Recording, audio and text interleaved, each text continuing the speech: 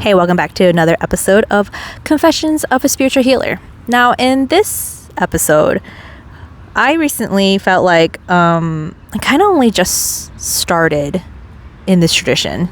Anyways, really quickly, I'm being called to perform on YouTube.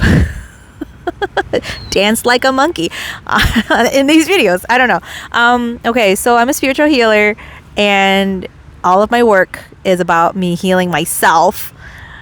And then it came to the point where now I want to share what I have learned to heal others.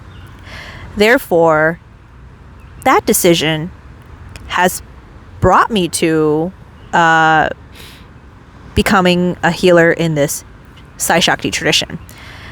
Therefore, I have been gifted what I have, my skills, my value, my ability to hone miracle energy to help others. And now I have to go out in the world and share it, which is kind of like a scary thing. Recently, I've been feeling like, am I good enough?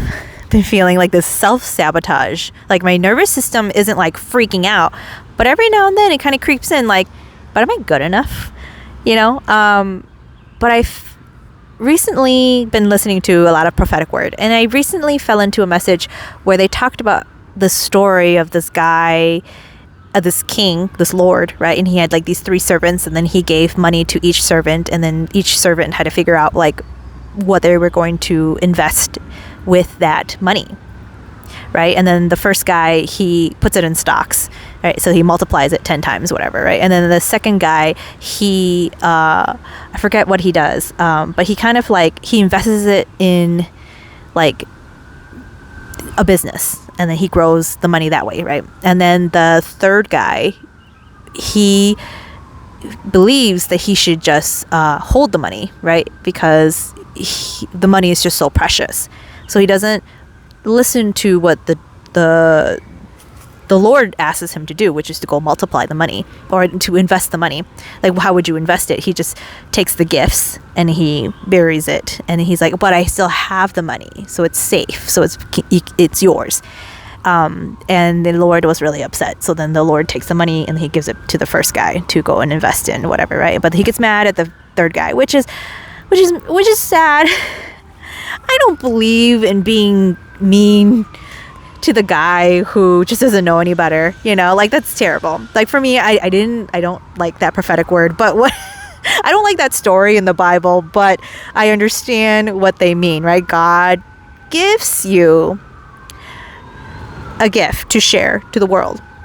What are you going to do with it? Where are you investing it into, right? Like no matter what amount it is, what are you doing with it, right? So you've learned, you've been on this journey. If you're a spiritual healer, right? You've been on this journey, you've been struggling, you've been learning, you've been understanding things, you've been applying it, you've been helping people, right? Now, like, where are you going to do? What are you going to do moving on? Because as soon as you start gaining more experiences, God is adding more things, to see what you're going to do with it. But now it's come to the point where like you have to use everything you've got to deliver the thing that God really wants you to do, like the true purpose work that he wants you to do. Like, are you really doing it though? Like where are you investing your time, your efforts, your free will? Where are you exercising it? So I have to let all of that go. Is all I'm saying. I have to let all of that questioning, because I wouldn't have gotten this far if God didn't want me to be doing this, and again, he, as much as you are testing him, he is testing you. But like, that's also the other thing too. You have to test him. You have to test him. You have to be like, well, if you want me to do this, I need this. And some people don't think of it that way. But in the Saiakti tradition, you have to test your guru before he is a trustworthy agent of spiritual, like a trustworthy agent of your life. Like, he's your master. He's going to be one who's going to be guiding you.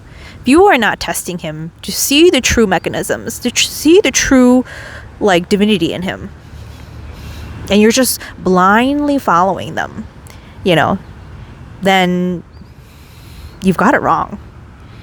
You're only lying to yourself.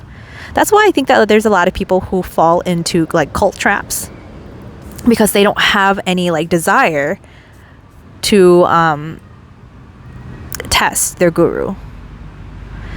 But you also need morals and values.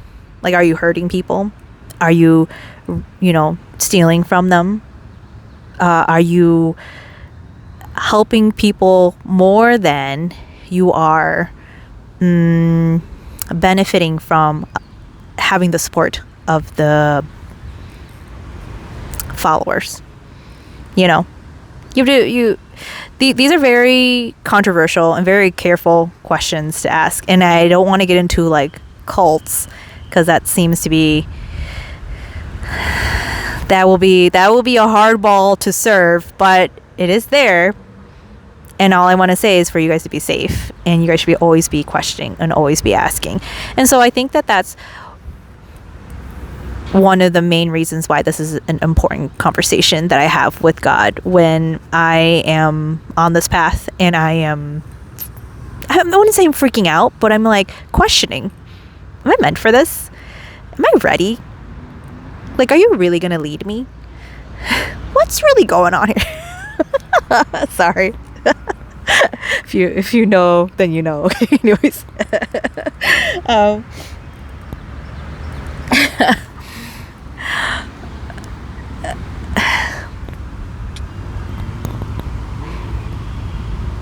I can only be grateful that I am where I am, and that God sees through my testing the choices that I have made.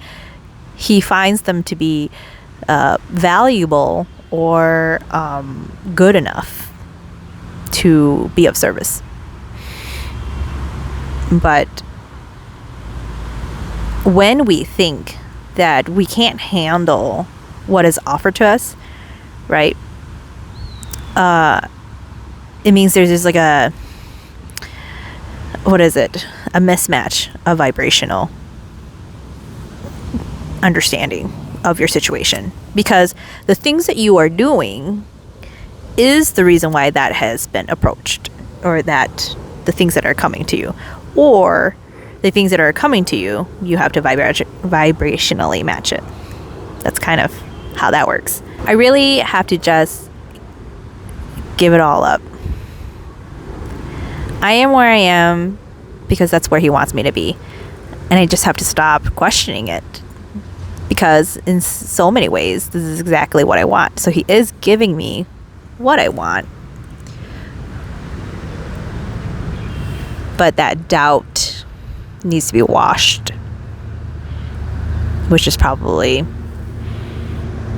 going to be kind of easy, because then I just use my technologies that I've learned and just clean them out. Pretty efficient. This sounds so arrogant. It sounds like I have the tools and nobody else has them. Someday I want to be teaching like all of the tools, but it requires a certain amount of investment. And I wouldn't say like financial, but I'm just saying like in this tradition, you got to give up a lot before you can gain. But I'm not saying give up all your money, give up all your resources, you guys, we're living in the 20th century. It's 2026 here, you guys. We got to be smart. We got to be discerning. We got to know what's right and what's wrong. And I can be very passionate about people who fall into cults, because it's a very tricky situation. Yes, and kind of sucks. All I want to say is you're not alone. These are the questions you have to be asking yourself, because that means it's coming. That means you are tapping into an energetic stream of information that is soon to arrive, soon to come, not knowing exactly when, but are you a vibrational match to it? And you got to do the work. You got to clean out the karmas. You got to clean out the blocks so that you can be what God wants you to be. So if you're kind of a little bit having anxiety about it, don't wait it out. Do the active work. Do the healing. Hope that makes sense. I'm just going to cut that there for now. That's all I have for you in today's episode. So please take care. I wish you all the best. Bye for now.